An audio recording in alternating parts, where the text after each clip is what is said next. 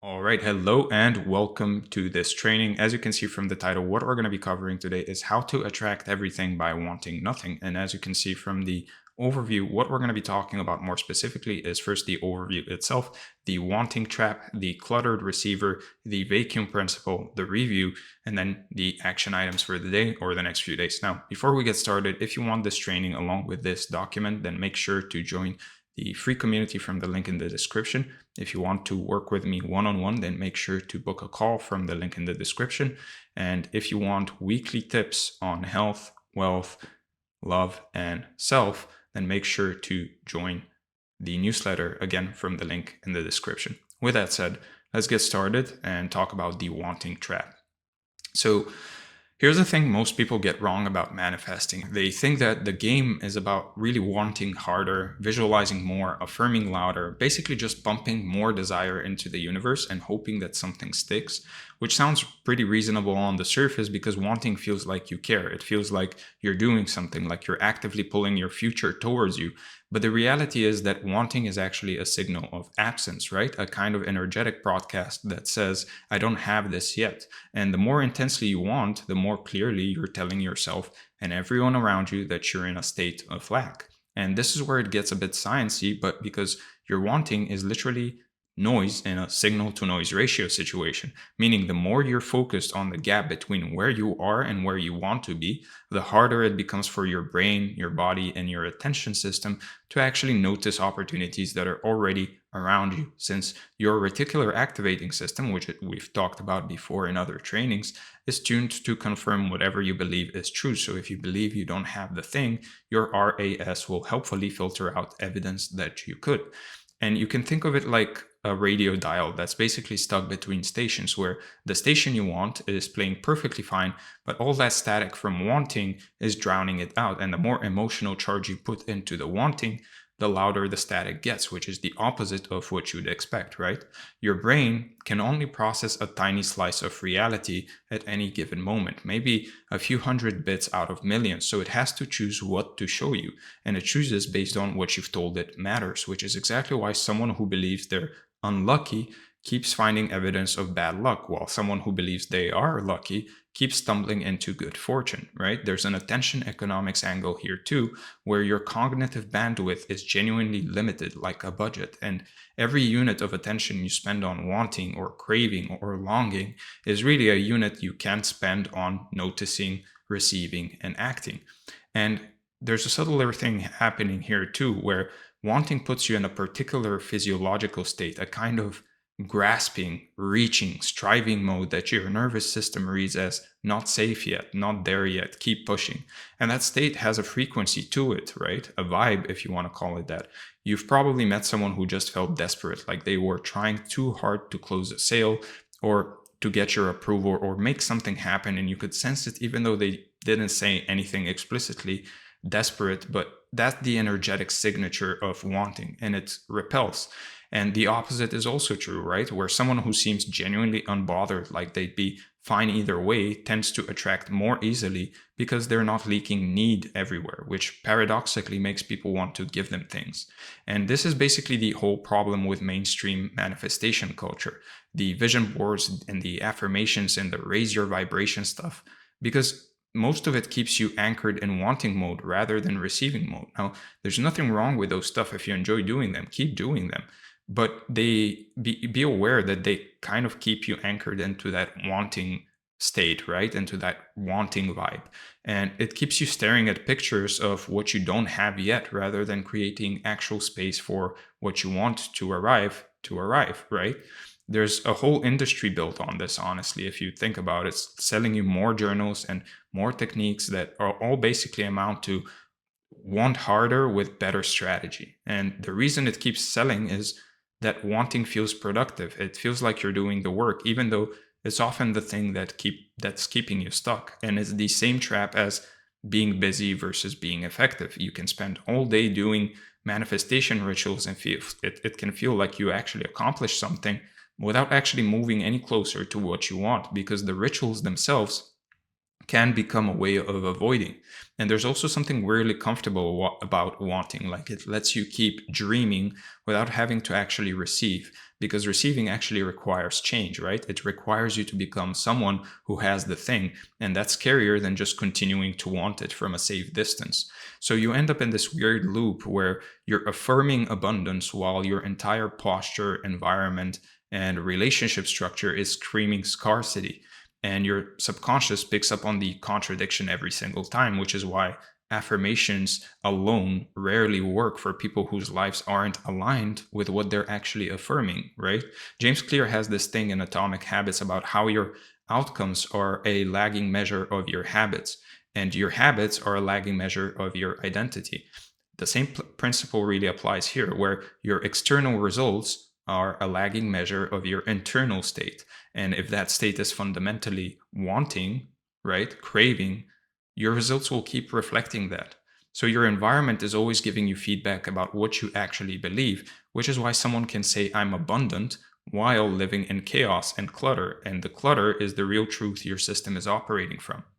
So the move here, and this is what the rest of this training is really about, is to stop trying to manifest through wanting and start manifesting through space, through creating room for things to arrive rather than constantly having to reach for them and chase after them. But before we can talk about creating space, we need to understand why most people's lives are so full that there's literally nowhere for new things to come. So let's talk about the cluttered receiver. Now, here's something you might not have been told before. Your life is probably already full, like completely occupied with stuff, people, commitments, habits, thoughts that leave almost no room for anything new to enter. And this fullness is actually the main reason your manifesting hasn't been working, because you're essentially trying to pour water into a cup that's already overflowing. So we can start with the obvious one, which is your physical space. You can look around your home or your office and you'll notice how much stuff you have that you don't actually use or need or even like anymore, right? Furniture from a previous version of your life, clothes that don't fit who you're becoming, objects that you just keep just in case, that basically represent some anxiety about the future or some sentimentality about the past. All of it taking up space and sending signals to your subconscious about who you are and what you deserve. And every object in your environment is a little vote for a certain identity. We've talked about this before, which is why minimalists often report feeling lighter and clearer after decluttering, because they've stopped being surrounded by constant reminders of their past self or their fears, right? There's actual research on this too, where cluttered environments increase cortisol levels and decrease the ability to focus, which means your stuff is literally stressing you out and reducing your capacity to think clearly about what you want. And a lot of these objects are what I'd call identity anchors, things that basically keep you tethered to who you are rather than who you're becoming, like keeping your overweight clothes just in case you gain the weight back, which is a vote of no confidence in your future self. Then there's the mental clutter, which is maybe even more important, and that is all the open loops and all the unfinished decisions and things that you've been meaning to do that just sit there consuming background processing power, like apps running in the background of your phone, draining the battery even though you're not using them. There's this thing called the Zeigarnik effect, where your brain holds on to incomplete tasks more persistently than completed ones, which is useful for remembering to finish important things, but becomes a problem when you have dozens of uncommitted decisions just sitting there taking up cognitive real estate. So every I should really or I need to eventually that you haven't resolved is really a tiny drain on your mental energy. And those drains add up until you're operating at like 60% capacity without realizing why you feel so scattered and tired. And even unmade decisions are a form of clutter, because holding multiple possibilities in your head without committing to one really keeps you in a state of low-grade tension, which is why people often feel relieved after finally making a choice they'd been putting off, regardless of which option they picked, right? And then there's the relational clutter, which is the hardest to address. All the people in your life who you've outgrown or who represent a version of you that you're trying to leave behind. Connections that you maintain out of obligation or guilt or habit rather than genuine mutual enrichment, right? Some of these relationships are actively keeping you stuck because Every time you interact with certain people, you unconsciously revert to an older version of yourself, the version they expect you to be, which makes it really hard to grow into someone new while constantly being reflected back as someone old, right? It makes sense. Other relationships are just neutral drains. They are not necessarily bad, but not nourishing either. Just people you give time and energy to without really getting anything back, which wouldn't be a problem if your capacity was unlimited, but it isn't, right? And there's this Jim Rohn line about being the average of the 5 people you spend the most time with.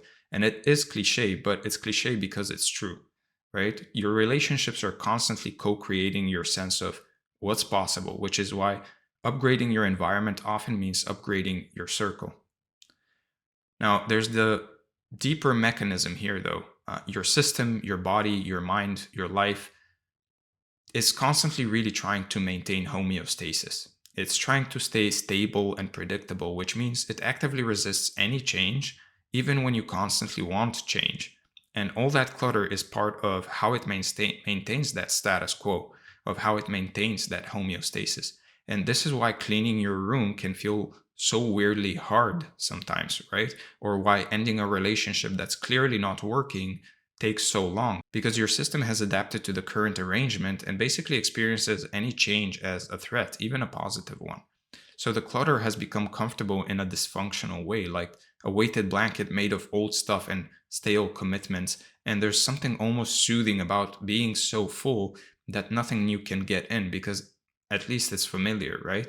So some people unconsciously use clutter as a form of protection, filling their space and their schedule and their mind so completely that they have a built-in excuse for why they can't take on any new opportunities, which feels safer than actually having room and having to make choices. And I like to think of it in terms of receptors, basically, like the receptor sites on cells that allow hormones or neurotransmitters to bind and create a response. If all of your receptors are already occupied, there's literally no place for new signals to land, which is exactly the situation most people are in when they wonder why nothing's changing despite all of their manifesting efforts. Your attention receptors are occupied by mental clutter. Your time receptors are occupied by draining commitments. Your space receptors are occupied by stuff you don't really need. And your social receptors are occupied by relationships that aren't serving you. And so, even if the universe, or whatever you want to call it, is sending you opportunities, signals, invitations, you can't receive them because there's nowhere for them to actually attach. Now, the final piece here is understanding that your environment is always telling you a story about who you are, a story your subconscious reads constantly. And if your environment says this is someone drowning in stuff, overwhelmed by commitments, surrounded by the past, then that's the identity your system will keep generating results from. Your external reality is feedback from your internal reality. Like we've talked in other trainings, right? And your internal reality is also heavily shaped by what you're immersed in every single day. So it becomes this loop where your cluttered environment reinforces your cluttered internal state, which generates more clutter. So the only way to really break the loop is to intervene at the environment level, to start changing what you're surrounded by, because trying to change your internal state while living in the same mess is like trying to meditate in a construction site. The good news is that environmental change is actually one of those highest leverage interventions you can make, because it shifts what your system is exposed to without necessarily requiring any more willpower. It just happens automatically once you've set it up. And look, this gets into uncomfortable territory, but the state of your environment also often reflects what you believe you deserve. People who believe they deserve beautiful, spacious, orderly lives tend to create and maintain them, while people who believe that they deserve chaos or scarcity tend to accumulate it, right? And that means your clutter might be a self-esteem issue as much as a organizational one. And this connects back to the identity piece from earlier, where you have to become the person who has the thing before you can have the thing. And part of becoming that person is creating an environment that matches, not waiting until you have more money or more time, but starting now with what you've got. And sometimes the work is just giving yourself permission to have space, to have clarity, right? To have room for new things, which sounds simple, but it runs into a lot of deep programming about not being worthy of nice things or needing to stay busy or full or productive to earn your right to exist. So now that we understand the problem, which is wanting keeps you in lack, and the mechanism, which is clutter blocks reception, we can actually talk about the actual solution, which is creating what I call a vacuum, a genuine emptiness that nature or the universe or reality, whatever you want to call it, cannot help but fill. So let's talk about the vacuum principle. There's this old principle usually attributed to Aristotle that nature abhors a vacuum, meaning empty spaces naturally get filled, which sounds like basic physics, but it has profound implications for manifesting when you understand it properly. Now, the idea is that instead of trying to pull things towards you through wanting, you create the conditions where things flow towards you automatically by making space. And you can think about how actual vacuums work in nature, where air rushes in to fill any empty space, water flows to fill any low point, pressure always equalizes from high to low, right? The same principle applies to your life, where if you create genuine space, meaning physical, mental, relational, and temporal, something will come to fill it. It's almost unavoidable. And this is why people who clear out a closet often end up with new clothes without specifically trying to get them, or why people who end draining relationships often find better ones appearing without much effort, or why people who clear their schedule often find more valuable opportunities showing up. The key word is automatic, because when you're operating from vacuum, from space, rather than wanting, you're not straining or reaching or grasping. You're just making room and letting the natural pressure differential do the work. And this is the real shift from wanting mode, which is reaching, grasping, trying to pull, to receiving mode, which is open, spacious, ready to accept, right? Which feels completely different in your body if you pay attention, like the difference between clenching and relaxing. So you can try this right now. Make a fist and imagine wanting something really badly, and then feel the tension in your hand and in your arm. Now, open your hand palm up and imagine being ready to receive. Notice how different that feels, even physically. That's the energetic difference we're talking about, right? So your whole life has a posture like this, a clenched or open quality. And most people are walking around in a constant state of mild grasping without realizing it, which is exhausting and counterproductive. The paradox is that you get more by reaching less, that loosening your grip actually increases your holding capacity. So let's talk about how to actually create a vacuum, starting with a physical level, because is the most tangible and often the easiest place to. Now, the obvious first move is decluttering, getting rid of anything you don't use, need, or love, which sounds simple, but it will bring up resistance because every object has some attachment or justification, most likely, and you need to override those with the understanding that holding on to stuff you don't need is blocking the new stuff you want, right? So Marie Kondo's spark joy test is fine, but I'd add another layer. Does this object represent who I'm becoming or who I was? Because some things don't spark joy, but also don't drag you backwards. They're just neutral, and neutral is fine to keep. Go faster than it feels comfortable, because your mind will invent reasons to keep things if you give it time. And most of those reasons are just homeostasis talking, just your system trying to maintain its current state. And actually get rid of things. Like, don't just move them to storage or put them in boxes in the basement, because hidden clutter is still clutter as far as your subconscious is concerned. And then actively create empty space, like don't immediately fill every shelf and drawer with something else. Leave some containers empty. Leave some walls bare, right? Some corners unoccupied, as a visual reminder that there's room for more. Empty space is really an invitation for something new, and your system will read that invitation constantly, which gradually shifts your identity from someone whose life is full to someone with room for more. And the emptiness needs to be intentional, right? Which means you might need to defend it against the automatic tendency to fill. Resist the urge to buy something to fill the shelf. Resist the urge to hang something on the wall. Let the vacuum be. And as you clear space, upgrade the quality of what remains so you're surrounded by fewer but better things that actually represent your taste and values, which reinforces the identity of someone who has high standards and doesn't accept clutter. And this is where the self-worth piece comes in, right? Giving yourself permission to have nice things even before you feel like you've earned them, because the environment shapes the identity which generates the results. So raising your standards for what you allow in your space trains your system to expect more, to recognize and reject things that are below the new standard, which starts to happen automatically over time. Now, the mental vacuum is trickier because You can't just throw thoughts away, right? But you can close loops, you can make decisions, and you can reduce the amount of unfinished business occupying your cognitive RAM. So start by making a list of every open loop you're actually aware of. Every I should really and I need to eventually that's been basically floating around, and either do them, schedule them, delegate them, or consciously decide to drop them, because an acknowledged decision to not do something is also a decision, right? It also frees up more space than an uncommitted maybe someday.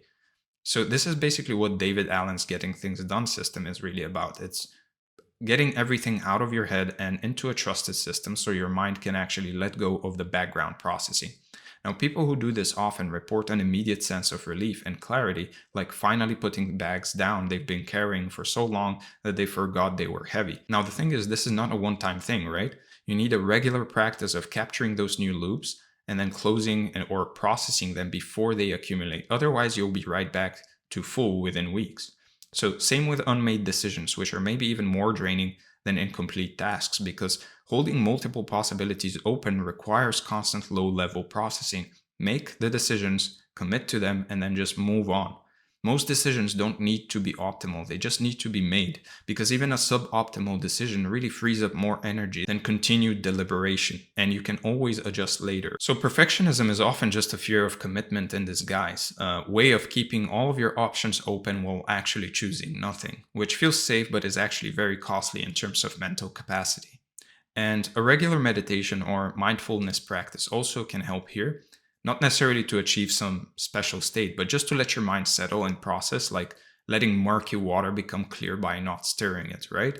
And silence and boredom are underrated. I've made videos on this.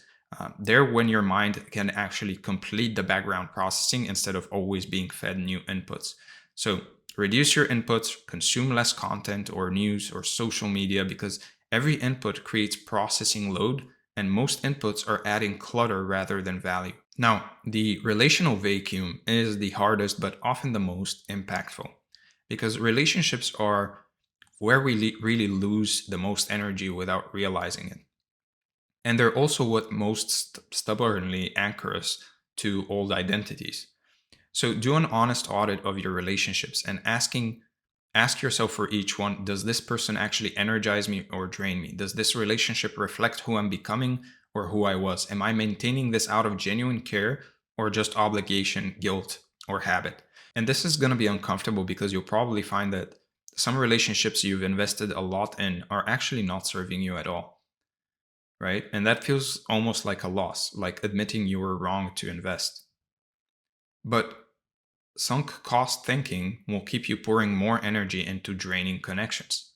And the longer you wait, the more you lose. And you can end or reduce relationships with compassion, right? You don't have to be harsh or burn bridges. You can just gradually decrease the time and the energy you invest while still wishing them well. Now, for relationships you want to keep but that tend to drain you, the move is boundaries, right? Strong boundaries, which means clearly defining what you will and won't accept, and then actually enforcing it. Now, you don't always have to explain your boundaries in detail. A lot of the times you don't need to explain boundaries at all. Sometimes you can just change your behavior and let people adjust, because really asking for permission to have boundaries often invites negotiation, and you don't want to be negotiating on your boundaries, right? So people who respect you will respect your boundaries once they understand them. And people who don't respect your boundaries are showing you important information about whether they should be really in your life.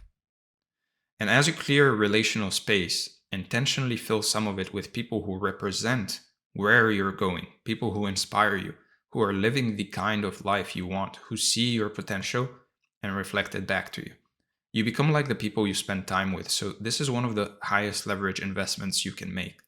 Even if it means spending money to be in rooms with people who are ahead of you. Being around people who have what you want also gives you permission to have it yourself, because you see that it's actually possible, that people like you can have these things.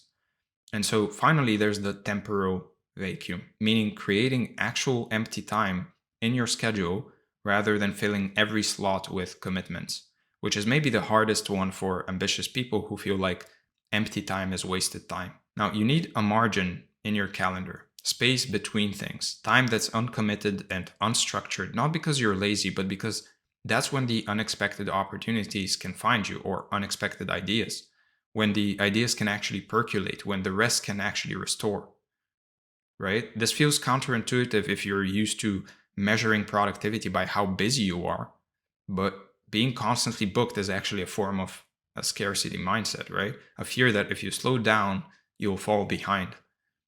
But sometimes you need to slow down in order to go fast. So creating temporal space requires trust that the time will be well used, right? Even if you don't pre-plan how. And often the best things that happen come from unstructured time. Now, I'm not saying fill that time with social media, right? This is not good time. This is not empty time. Practically, this means saying no to things more often, even good things, even opportunities that maybe seem valuable, because saying yes to everything fills your calendar until there's really no room for the thing you actually want. And that thing needs empty space to really land in, right? Every yes has an opportunity cost in terms of what you can't say yes to later. And people who understand this actually get more selective about their yeses, which is how they end up with better outcomes. So fear of missing out keeps people overcommitted, but the real thing you're missing out on when you're too busy is the life you actually want, which requires space to receive. So build temporal vacuum into your rhythm, like regularly scheduled nothing, even if it's just an hour a week to start, right? Protect the time that you defend against invasion until having space feels normal rather than anxious. And this is an identity shift as well, becoming someone who has time rather than someone who's always busy, which changes how you feel about yourself and also how others perceive you. And ultimately, that's what this whole training is about, right? Shifting from someone who's constantly wanting and chasing and striving to someone who's open and spacious and ready to receive, because that's when things actually start flowing towards you. Now, let's go over the review. We talked about the wanting trap, the cluttered receiver, the vacuum principle, the review, and finally your action items for the day or the next few days. First, pick one area of your life. It can be physical space, mental loops, relationships, or schedule, and create genuine vacuum this week by removing or closing or ending at least 3 things that are taking up space without adding any value. And then deliberately leave some emptiness unfilled for at least 30 days. And try to resist the urge to immediately fill any space you create, whether that's a cleared shelf or a freed up hour or an ended commitment. And then finally, practice the embodied difference between wanting and receiving daily. Even just for a minute, feeling the difference in your body between grasping or clenched and receiving, meaning open, and choose the receiving posture as your default.